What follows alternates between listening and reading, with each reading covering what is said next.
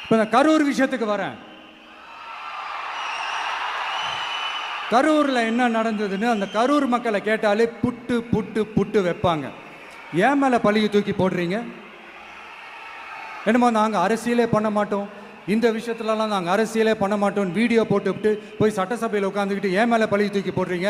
லேட்டாக வந்துட்டாருன்னு போலீஸ் கொடுத்த டைமில் நாங்கள் இருந்தேன்.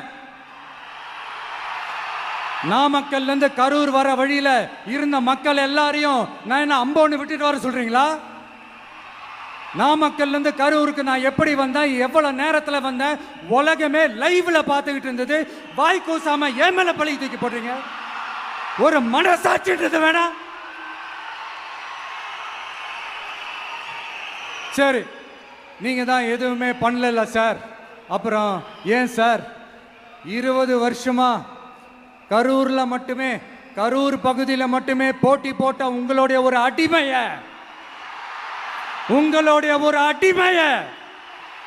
ஏன் கோயம்புத்தூர் வரைக்கும் ஓட வச்சீங்க?